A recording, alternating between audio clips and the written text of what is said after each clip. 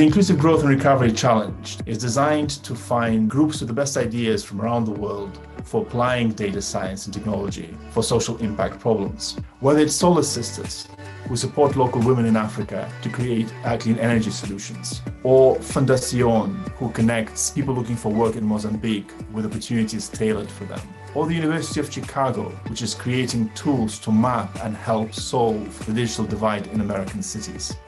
Data.org was founded by the Mastercard Center for Inclusive Growth and the Rockefeller Foundation. We are a platform for partnerships to build the field of data science for social impact, which unites computer science and technology experts with the view of the social scientist to solve real problems, which allows smaller players, whether it is community groups, small charities, or even individuals, to access the power of data science and AI. We're trying to build an open network. We're trying to bring a community together in this new field of data science for social impact. So everyone is welcome.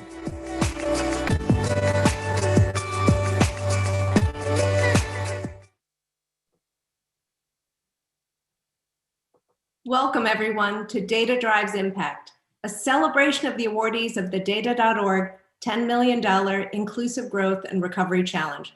We're also excited to be here today. To kick off our program, I'd like to introduce Mike Froman, Vice Chairman and President, Strategic Growth for Mastercard. Mike? Well, thanks very much. It is so great to be here. It's such an exciting day. It was about a year ago this week that Raj Shah and I and others on this call stood up in Davos and announced the creation of Data.org, our collective platform, our partnership for helping to build out the field of data science for social impact. And I don't need to convince this audience about the importance of data and data science to addressing world problems. I'm sure everyone here appreciates that. But in order to succeed in doing that, we have to achieve a few things. First of all, we have to build or rebuild trust in how data is used. It's vitally important that we underscore that it's the individual is at the center of the system. The individual owns their data, benefits from their data. Our job is to protect their data and to build an ecosystem that allows that to happen. And secondly, we need to be very sensitive to the emergence of a new digital divide, not just about devices and the existence of broadband, although those are very important, but what we've seen is a new digital divide where there's been tremendous advancements in the private sector when it comes to data science. And yet, whether it's the government, the civic, the nonprofit sector, those sectors tend to lag behind. And that's really been the goal of Data.org when we set it up, was to be that bridge between the private sector, the government, civic, and nonprofit sector, and to make sure we're bringing the best of data science to some of the world's most significant economic, social, and other challenges. We certainly see that from the perspective of Mastercard. Just to give you one example, we've been using our data insights over the last year to help governments understand the impact of COVID on their economy, on different sectors and geographies and demographic groups, what neighborhoods are coming back, what small businesses are coming back, which are lagging behind, and how their policy interventions, what effect they're having and how they can be improved to have the desired impact. That's just one example of what can be done with data science. And it's what lies underneath this challenge that we launched last year, this $10 million challenge, to really crowdsource ideas about how data science can help promote inclusive growth. I'm so pleased by the results of this challenge, and we're going to be hearing from the winners in a few minutes. But the fact that we had more than 1,200 submissions from over 100 countries, and the diversity of the nature of the submissions, just from different perspectives, from individuals and academics, from small businesses, large businesses, governments, international institutions, all submitted ideas, each with their own expertise, each bringing a different approach and a unique capability for addressing inclusive growth. And that really underscores the value of these kinds of exercises, the generating diverse ideas, diverse solutions to global problems, creating partnerships. And a lot of the submissions really focus on the need for partnerships between the organizations that submitted their ideas and the kinds of organizations they would need to partner with in order to succeed. And then very importantly, the capability, the human resources capability around data science, the IT resources around data science to make sure that organizations have the capability to collect data, cleanse their data, engage in good data hygiene, and make sure that they can bring the insights of data science to everything they do.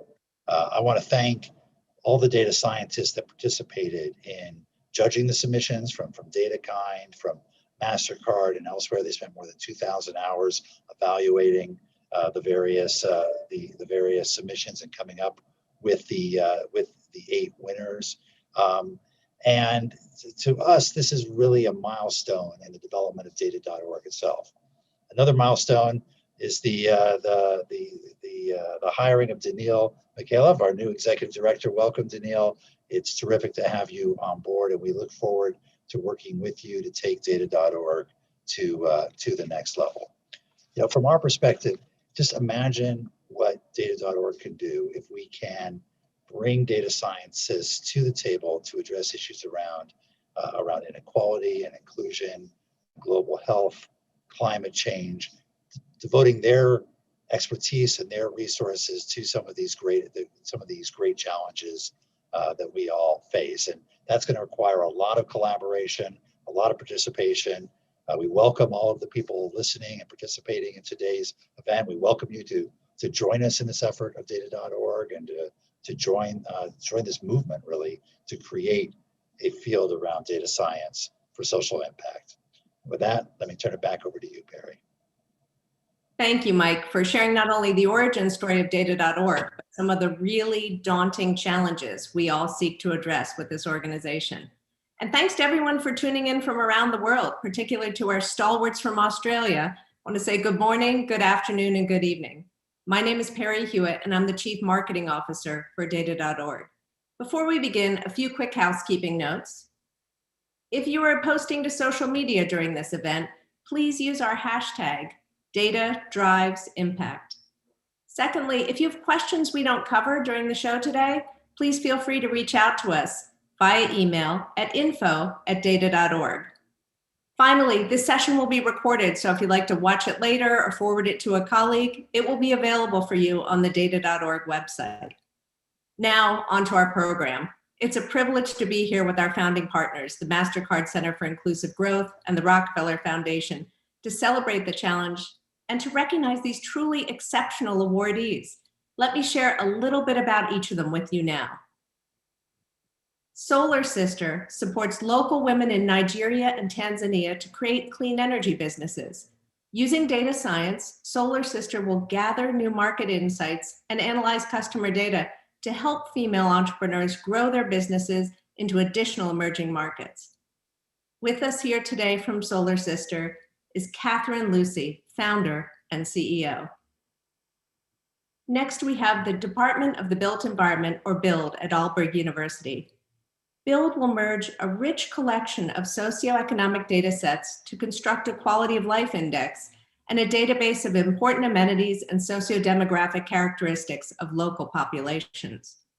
They will create an interactive online platform that visualizes the database in order to raise awareness of the places most vulnerable to economic instability, to improve social service access, and to drive more equitable policies. With us here today from BUILD is Elise Stenholt Sørensen, Research Fellow and PhD candidate. Next, we welcome Women's World Banking. Women's World Banking, in partnership with the University of Zurich, will increase credit access for low-income female entrepreneurs by assessing algorithmic bias in credit scoring algorithms and building a technical assistance facility for their global network that promotes more fair and equitable lending methodologies. And we're pleased to have Sonia Kelly, Director of Research and Advocacy at Women's World Banking, with us today. Next, the University of Chicago is building public maps, data sets, and open source tools to improve internet connectivity assessments and to influence investment for high-speed connectivity infrastructure. By highlighting these connectivity gaps, As Mike alluded earlier to the digital divide, the project will concretely address this divide and that disproportionately impacts low-income families and really vulnerable populations. With us here today from the University of Chicago is Nick Feemster, Director of the Center for Data and Computing. Next, we're pleased to have BASE. BASE will create your virtual cold chain assistant, which is an open access, data science-based mobile application for smallholder farmers that will increase the number of farmers that use and the amount of crops that move through the cold chain in India. Your virtual cold chain assistant will reduce food waste and increase farmers' income. Today, we welcome Thomas Mottmans, Sustainable Energy Finance Specialist from BASE. Fundación Capital is tackling information gaps on demand trends for workers in Mozambique, where roughly 80% of the adult workforce is in the informal sector. Fundación will combine Mozambique's largest digital job platform for informal workers with an AI-powered virtual assistant and apply algorithms to provide workers with targeted insights into how to unlock new job opportunities and on-the-job skills to improve their financial outcomes. With us here today from Fundación is Nelly Ramirez, Vice President and Head of Advanced Digital Services. Next, we have Community Lattice. Community Lattice will provide equitable access to critical information about environmental conditions of brownfields and offer communities a tool to transform revitalization efforts, to address potential sources of health issues, and to ensure the inclusion of the underserved in recovery and revitalization of neighborhoods across the United States. Today, we have Danielle Getzinger, co-founder and CEO from Community Lattice. Next, Give Directly and the Center for Effective Global Action, or CEGA, will demonstrate a new model for rapid assistance where machine learning-based targeting will guide the delivery of digital cash transfers. Data science will enable Give Directly to better assess communities who are most in need of digital cash transfers, starting in Togo. With us here today from Give Directly is Han Sheng Chia, Special Projects Director. Congratulations to all of the Data.org Challenge awardees. And now, in addition to the 8 awardees selected as part of the Inclusive Growth and Recovery Challenge, the Paul Ramsey Foundation is partnering with our effort to support the Melbourne School of Government's Data Science Project. The Melbourne School of Government will bring together business, government, academia, unions, and NGOs to explore the opportunities that data science offers to address the complex issue of wage theft, which overwhelmingly affects young people and vulnerable populations. With us here today from the University of Melbourne at 6 a.m. is Tim Karyotis, lecturer in digital government. Now I'd like to introduce Alex Fisher, the lead analyst from the Paul Ramsey Foundation, to say a few words to us all. Alex? Thank you, Perry, and good morning, everyone from here in Australia. On behalf of my colleagues at the Paul Ramsey Foundation and in collaboration with Data.org, we are so pleased to announce our support for the University of Melbourne School of Government as this year's Australia awardee in the Data Challenge. Our mission here at the Paul Ramsey Foundation is to break intergenerational cycles of disadvantage in Australia. We see the possibility of data innovation, which all of you are showing here today, not only to make these cycles visible and understand the challenges, but more importantly, to strengthen and sustain the pathways out of disadvantage for individuals and communities. A core principle at the foundation is partnerships for potential. And we see at least 2 here, although we know there are many more. First, we see such potential with Data.org, not only for the partnerships that they're building, but the ways in which this collaboration and network can enable our sector to be at the forefront of purposeful and innovative uses of data. Second, we are so excited to see the potential of partnerships that the University of Melbourne are creating, not only with their interdisciplinary teams that cut across the university, but with the sector partners that are so key to this project. The work that they'll be doing to detect and prevent wage theft, particularly for youth who are at risk from some of the challenges of COVID-19, particular challenges from COVID-19. This is exactly what we look for in the types of partnerships. So you'll hear more about this, but for now, I really want to thank Rockefeller Foundation and Mastercard for your vision, and to data.org for the excellent leadership along the way. We're so excited to be here. Congratulations to all of the awardees, and we look forward to learning from you in the coming months. Thank you, Alex. And to all your colleagues at the Paul Ramsey Foundation, we're thrilled to be working together on this. In addition, and as Mike alluded to earlier, we really need to recognize the role of DataKind, our technical assistance partner who provided countless hours and invaluable expertise evaluating applications, making recommendations for finalists and awardees. There are way too many heroes there to name, but we're particularly thankful for the leadership of Afua Bruce and Jake Corway. We're grateful to DataKind and its network of judges, and of course to our own panel of expert judges for highlighting these outstanding efforts. And now I'm delighted to introduce three of the leaders instrumental in conceiving, developing, and really making this challenge a reality. First, we have Shamina Singh. Shamina Singh is the Executive Vice President for Sustainability at Mastercard and President of the Mastercard Center for Inclusive Growth. Next, I'd like to invite up Zia Khan, the Senior Vice President for Innovation at the Rockefeller Foundation.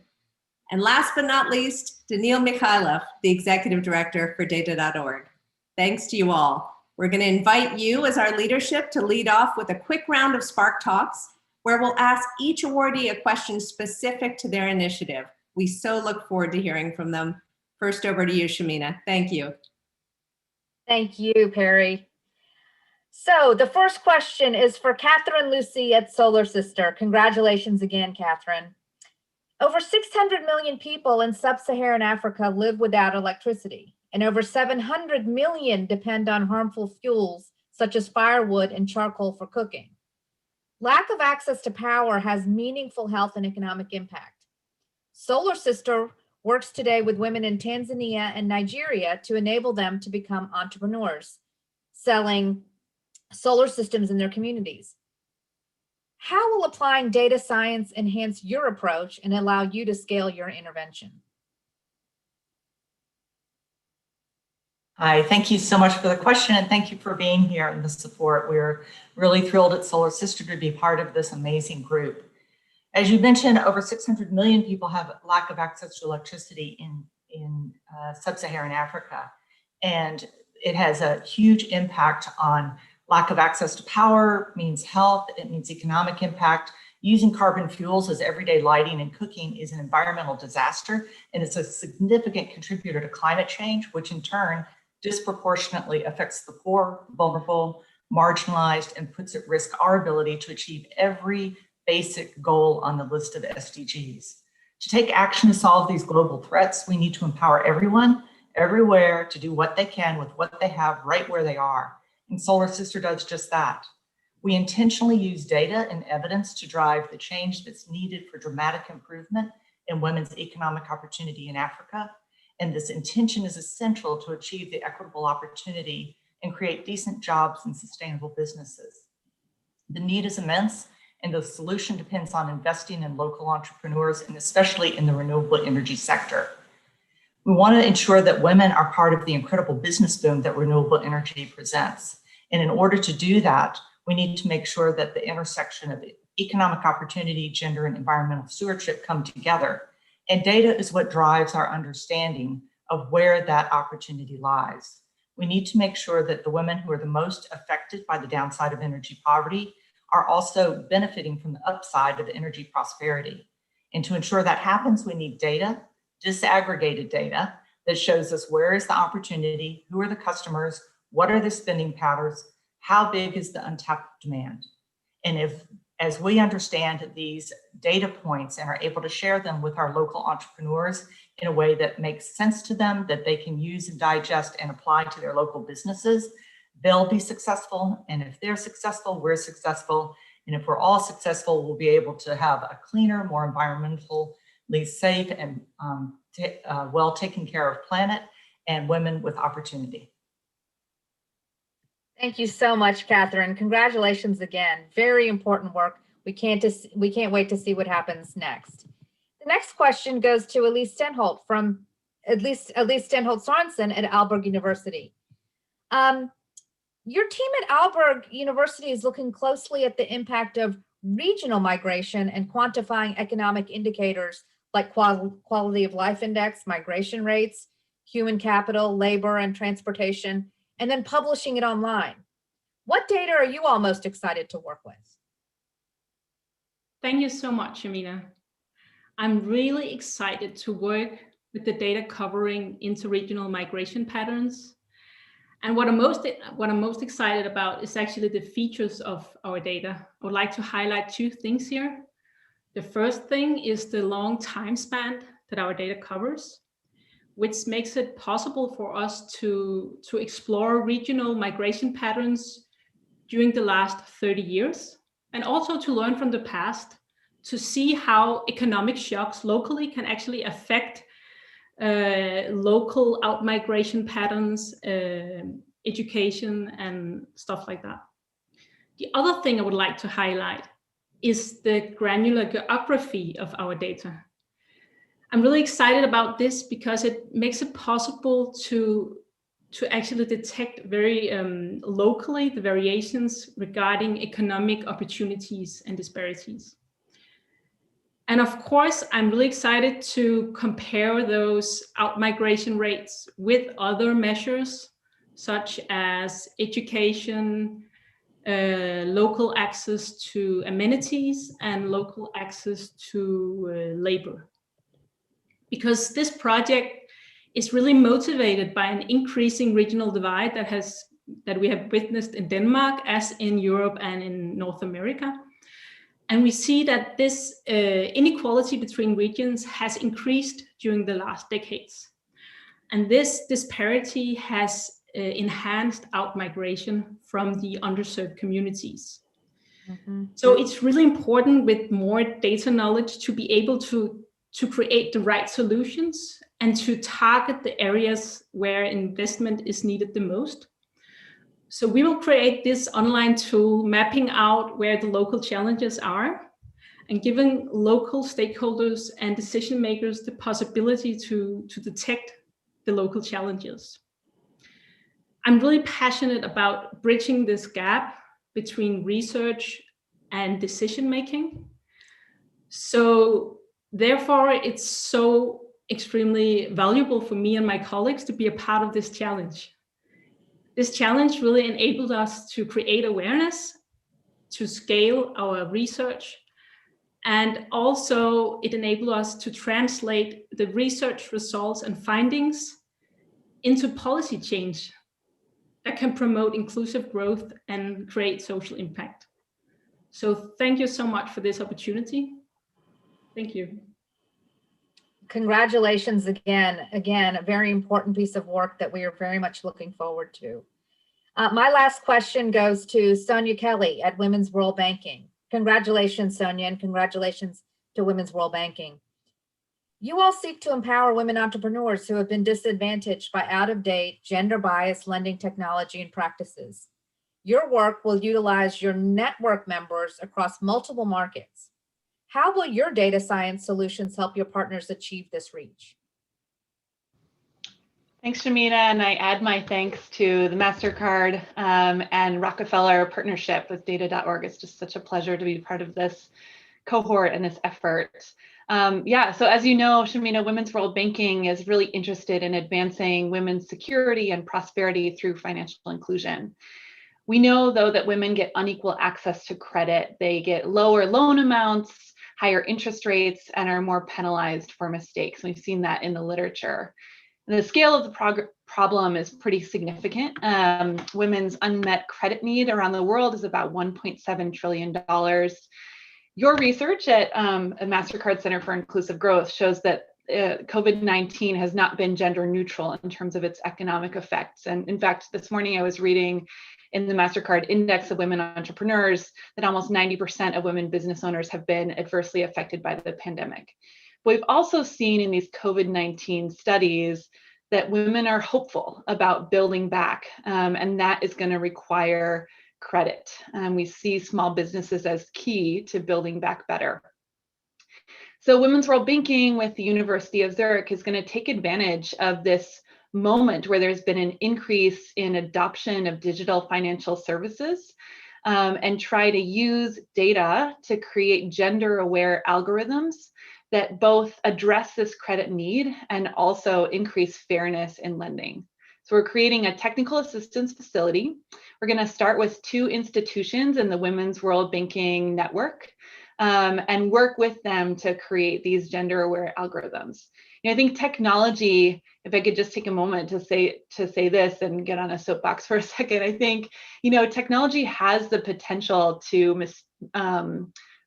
replicate some of the mistakes of the past that we've made, and there are out-of-date credit methodologies out there that have limited women's access to credit.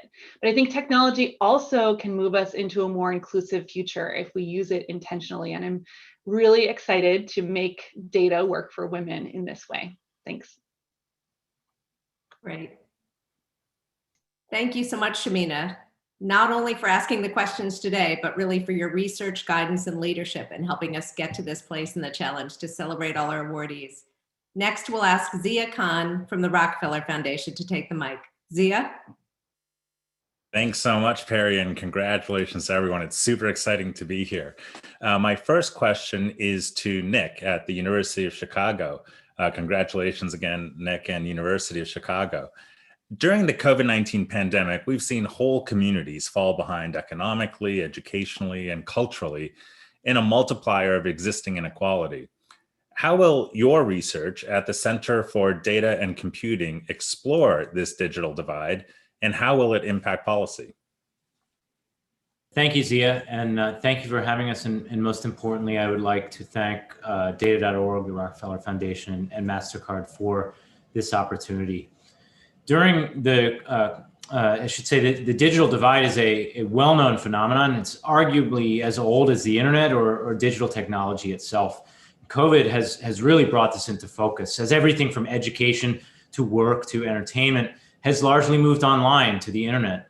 And while the internet infrastructure has held up very well during the pandemic, the current situation has laid bare the disparities in our community that have actually existed for a very long time. And the situation is fairly dire in the United States. Nearly half of adults who earn less than $30,000 a year don't have internet access at home. 1 in 4 Hispanic and Black adults depend on smartphones for internet access, and therefore are subject to data caps, limited speeds, high prices, and so forth. And the problem's also very acute here in Chicago, where 110,000 children in Chicago under the age of 18 don't have broadband internet access, creating a phenomenon known as the homework gap, where students can't complete their homework because they don't have access to the internet. So the lack of internet access is amplifying these disparities. And where does data come in? And it comes in I would say, in 3 ways. One is in helping to drive investment. We need to drive investment, but doing so effectively requires knowing where those problems lie and what specifically is contributing to the digital divide or these gaps in connectivity. And this really requires a holistic approach.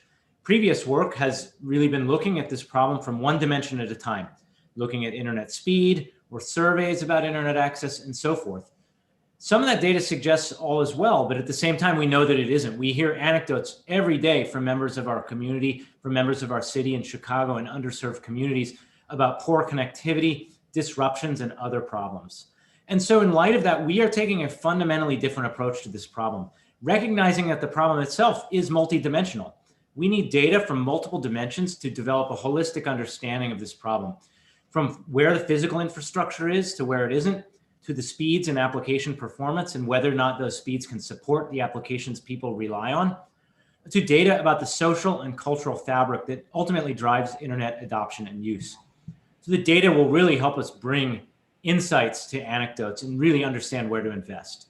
The second aspect of where data is helping us is providing decision makers with data and insights so that they can make the best possible decisions about how to direct their resources and investments.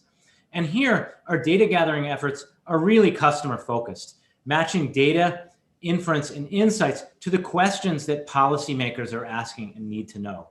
And we're starting this process by working closely right here in our backyard with the city of Chicago to understand the questions they're asking in this space, helping to bridge the gaps between the types of questions that policymakers are asking and the data we need to bring to bear to these questions.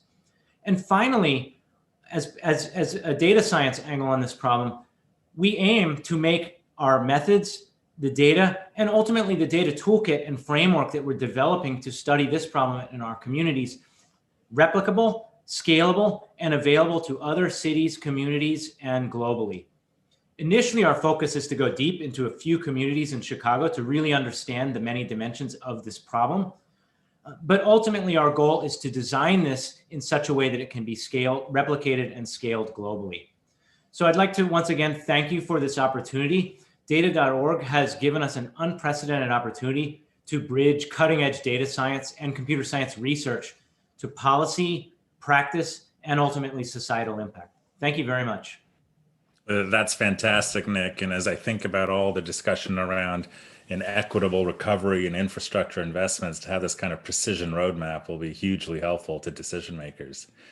My next question is to Thomas at Base. Congratulations, Thomas, and congratulations to Base. India is the world's second largest producer of fruits and vegetables, but nearly 20% of that yield, which is about $10 billion worth of food, goes to waste because of a lack of a cold chain infrastructure. And smallholder farmers are among the hardest hit when a crop can't be sold in time. So how will Base's mobile app, your virtual cold chain assistant, help? Thank you, Zia, for this question, and thank you to Data.org and to the Rockefeller Foundation and Mastercard for bringing us here all together. So access to pre- and post-harvest expertise market intelligence is typically not available for smallholder farmers due to high costs of enabling tools. And the same holds for sustainable cold storage solutions, which is normally provided by infrastructure that tends to require high upfront investments. The virtual cold chain assistant is a data science-based open access tool that will enable smallholder farmers to optimize their decisions on produce and farm management and enable access to cooling. So the cooling and the app will be made inclusive and accessible with a pay-per-use business model through which users actually only pay for the food that they store in the cold rooms, avoiding any type of upfront investment. So the cooling providers own, maintain, and operate the equipment, which also incentivizes the use of the most energy efficient technologies because despite being more expensive upfront, they cost less to operate. The app itself will provide real-time instructions to smallholder farmers to control the storage of their produce and on when to sell their produce to essentially maximize market value and also to minimize food loss and energy use. The tool will be using machine learning modeling and physics-based food modeling and will be integrated into a lean app specifically designed for smallholder farmers and cooling service providers, which is also the unique value proposition of this solution compared to other tools that exist for larger farmers. The aim of this project is to break the negative cycle for smallholder farmers in India of poverty, while also improving food security and reducing the impact of global food production on climate change. We are partnering with a number of entrepreneurs in India to pilot this tool with different types of crops, targeting 200 to 500 farmers. And the aim by the end of the 2-year project is to reduce the food loss for these farmers by around 20%, increase their income by 30%, and reduce greenhouse gas emissions, which are typically generated by these cold storage solutions, by 50%. So thank you, everyone. We're really excited to be part of this effort and to use digitalization and business model innovation to generate social impact.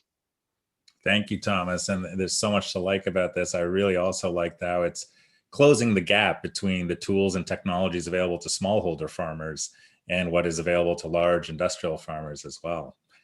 My next question is going to Nelly at Fundación Capital. Congratulations again, Nelly, for the award.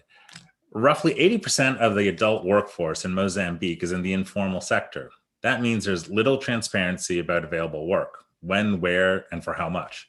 What's a specific way Fundación's initiative Dawn, in partnership with the Biscate mobile job platform, will provide economic opportunity to these workers? Thank you, Mr. Khan, for your question, and also very grateful for everyone who's joining us in this inspiring event today. And of course, the data.org for Rockefeller Foundation and Mastercard Center for Inclusive Growth for hosting this event and for moving forward this initiative. As you correctly mentioned, a vast majority of Mozambicans are informal workers, and most live in poverty. They have few opportunities to improve their income because they don't have market information. For example, the market value of their services, the demand for certain skills, or in which neighborhood potential clients are in most needs of their services. So our initiative, DAWN, Data for Workforce Nurturing, that targets SDG number 8, with this data-driven approach, will provide specifically this information to help increase their income by at least 10% by the project's end to help the workers. Dawn will share back with workers the data that it analyzes from Biscate UX platform in Mozambique that currently matches informal workers with clients. It has over 38,000 workers currently enrolled, and Connector, a two-way virtual assistant that has a content strategy that specifically targets the base of the pyramid. To summarize, we intend, along with our partners, Data Elevates and UX, to develop a thorough business intelligence system that will allow informal workers in Mozambique to have accurate insights on the unpredictable labor market and opportunities to improve their livelihoods. We are convinced, the three partners of this initiative, that harnessing data allows harnessing data properly with an ethical lens allows for more intelligent, accurate, timely, and effective insights based on what people really need when they actually need it. And together we hope to build a solid, successful, and scalable use case for data, of data for good. And we're truly thankful for that opportunity. That's fantastic. Thanks so much, Nelly. And I know as labor markets have been impacted so much by lockdowns and closures, and this will just only help that recovery as much too. So thank you very much. Thank you so much, all the panelists, and to Zia, whose insights and guidance really helped us throughout the awardee evaluation process. Now we're going to invite Daniil to pose the final 3 questions to our awardees today. Daniil? Good evening, everyone. Or good morning if you're in Australia. Can I just start by saying I am so excited to start as Executive Director of Data.org. Such a wonderful team, and so impressed by all the projects and teams who are participating in this challenge. So my first question is for Han Chia at Give Directly. Give Directly focuses on cash transfers and the concept that funds going directly to individuals can be preferable to decisions made by aid organizations thousands of miles away.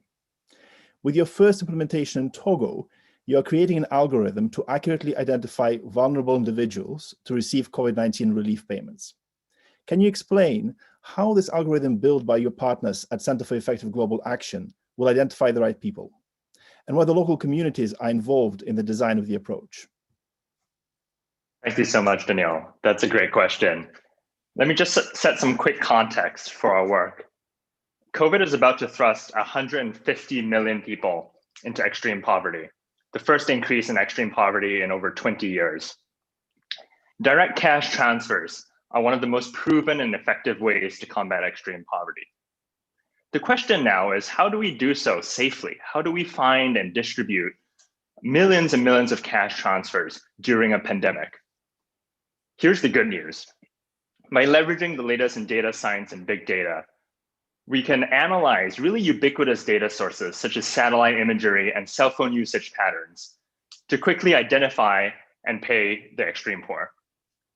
So the intuition is this: how a wealthy and a poorer neighborhood looks very different to satellite imagery. Similarly, cell phone usage patterns can also be very predictive. Wealthy individuals and poorer individuals use their phones differently. Wealthy individuals may spend more on data, may make more international calls. And so what's really exciting is that together with our partners at the government of Togo and the Center for Effective Global Action, we've already distributed 30,000 payments to individuals living in extreme poverty through this method. What's also really exciting is that our partners at SIGA have produced research that have shown that our approach is not only more accurate, but it's also more inclusive at reaching the extreme poor compared to the next best alternative policy option. Now, while there may be advantages compared to available policy choices, we always need to try and improve. So to touch on your point, Daniel, about community participation, I think the government of Togo has kind of really demonstrated great leadership here and put us in contact with more than 100 community leaders at every sector of society. Together with the government, we also run a hotline that fields more than 1,000 phone calls a week. And when COVID's safe, together with SIGA, we will be visiting communities in person to collect even more data. So big thank you to Data.org, Mastercard, and the Rockefeller Foundation. This funding is really valuable because it ensures that we can take the whole package, the technology, the community engagement, and the cash transfers to more governments and more aid actors around the world. Thanks, Hans. I'm an anthropologist and a tech by background, so that kind of locally driven, community involving tech design is close to my heart. So congratulations. Next, my question is for Danielle from Community Lattice.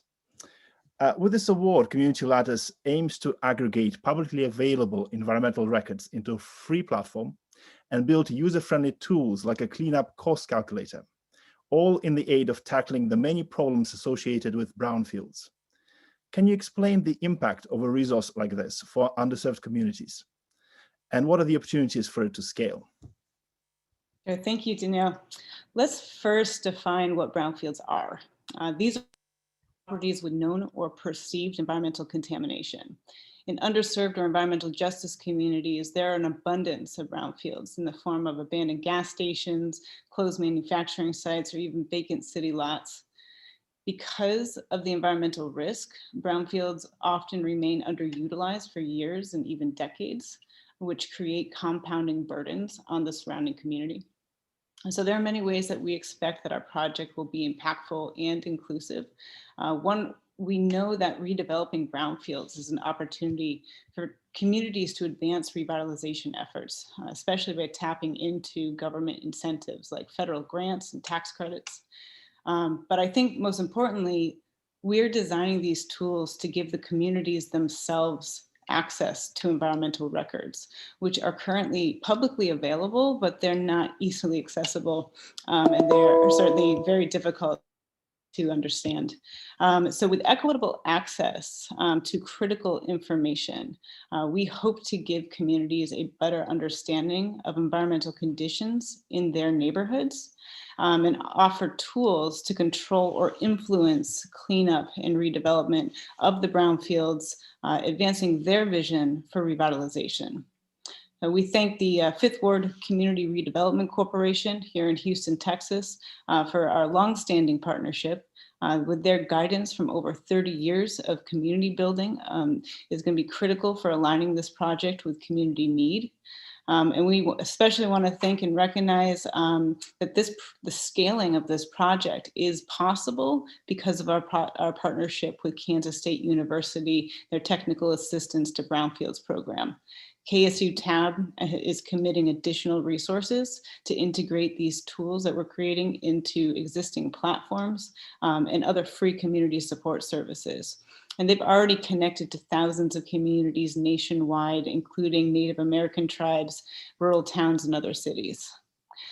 It's an absolute honor to be amongst this cohort, and we thank Data.org and all of the affiliates and partners for giving us this opportunity to ensure that communities that have chronically been left behind are included in our global recovery efforts out of this pandemic. Thank you so much. Congratulations. It sounds like an amazing opportunity there for scale. So the last but not least, my question is for Tim Kariotis at the Melbourne School of Government. Young workers are particularly vulnerable to wage theft for many reasons, including lack of awareness of their workplace rights. Currently, much of the work falls to young people in reporting wage theft themselves. Your work at the University of Melbourne will create a number of digital resources to improve detection, awareness, and remediation. Can you explain how, in particular, data science will inform the wage theft prediction tool? And how can you ensure adoption of these tools by young people?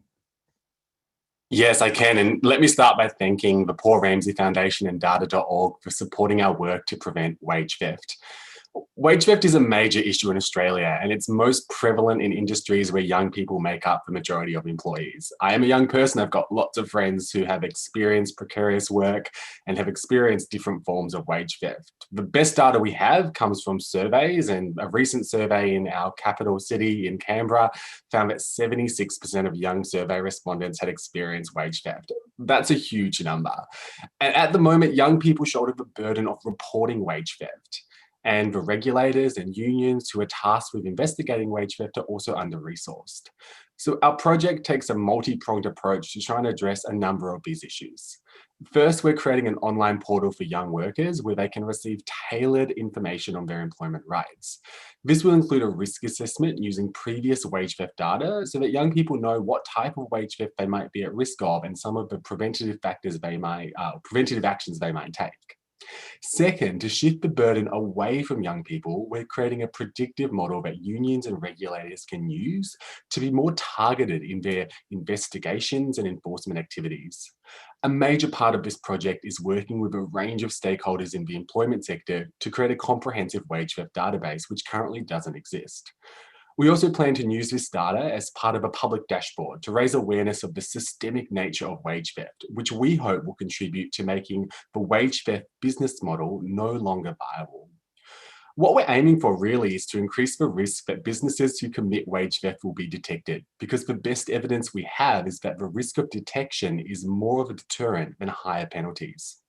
Finally, in terms of how we plan to ensure the adoption of the activities, we are building relationships across the employment sector with unions, regulators, community legal centres and policymakers, but also outside the sector in areas such as education, to consider where on what I call the young worker journey, these tools might be most helpful and most empowering. Let me finish by saying that I am excited about this work because we have a wonderfully interdisciplinary team from across the university. We get to work with the awesome people at the Paul Ramsey Foundation. And most importantly, we get to work with passionate community groups who share our vision for a future where everyone has a fair day's work. So thank you for inviting us to be here today. Thank you and congratulations. It's so important to make sure that young people in particular who are disproportionately affected by the pandemic and losing their jobs are protected as much as we can. Congratulations. Thank you, Daniil, and thank you so much to our incredible awardees of the Data.org Inclusive Growth and Recovery Challenge for sharing your work with us today. I was excited bringing you all together for rehearsal. I feel like every time you come together as a group, you build off each other's energy and we're building something great together. So thank you for that. Next, we'll hear via video from Dr. Raj Shah, the president of the Rockefeller Foundation. Hi, everyone. Just over a year ago, we founded Data.org together with the Mastercard Center for Inclusive Growth to encourage the use of data analytics and data science to tackle some of the world's most pressing problems. Since then, we've had a pandemic and a global economic crisis.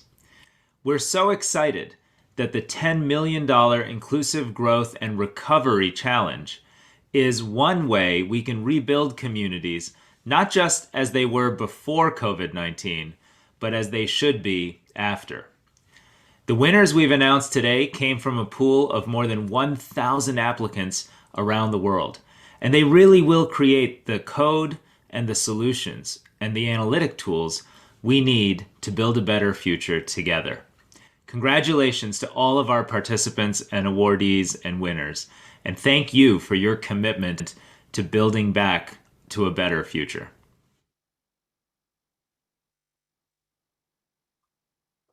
Thank you, Dr. Shah. We're grateful for the team at the Rockefeller Foundation who just really from the ideation of the challenge to the delivery has been such a tremendous resource for us as this rolled out. So thank you, Rockefeller Foundation. And now finally, I'll turn it over to Daniil Mikhailov, Executive Director of Data.org, to close out today's program. Daniil? Thank you, Perry. I'm so inspired just listening to all the great ideas from these teams. And I wanted to thank you all for your enthusiasm, your energy. I wanted to thank also all our partners, particularly our founding partners, Mastercard Center for Inclusive Growth and the Rockefeller Foundation. So without all of you, this day, this whole challenge will not be possible. I think it's important to notice that we have here 9 amazing teams, but that is just the tip of the iceberg. We had 1,200 applications, hundreds and hundreds of great ideas that we sifted through, most of which we couldn't fund. I think this speaks to the vision that we have for data.org. We want to make it into a platform that connects teams together with those who are able to support their ideas. Our vision for the future is to create a community at the heart of which, on our digital platform, is a powerful matchmaking engine, which allows teams, NGOs, community groups who have the ideas and have particularly great vision for what to do with data to connect with those who can give them resources, whether it's money, whether it is a technical resource, or indeed the skills of great data scientists. In this digital platform, we want the community to be able to exchange ideas, unlock open source data, tools, resources, tell great stories, share lessons learned, and to tackle big and complex issues together, providing thought leadership for the whole sector. This growing community will continue to include NGOs, community groups, technology firms, other corporates, academics and public sector teams, and data scientists, engineers, social scientists, and experts in the humanities, the whole range of skills. All these teams will come from all over the world and be as diverse as the world itself. We will work tirelessly to ensure that all voices are included. We will engage in critical dialogue to understand both the opportunities and risks associated with the possibilities in front of us. It will take commitments from us all to tackle some of the big problems of today, whether it's a global pandemic, COVID-19 we've heard so much about today, or other great crises, climate change, the issues with social justice. Our ambition for the next few years is to connect people together on this platform and to build up a field of data science for social impact. And I welcome everyone who is interested in doing this to join us on this journey. Thank you for being with us here today and for your interest in data science for social impact. Thank you.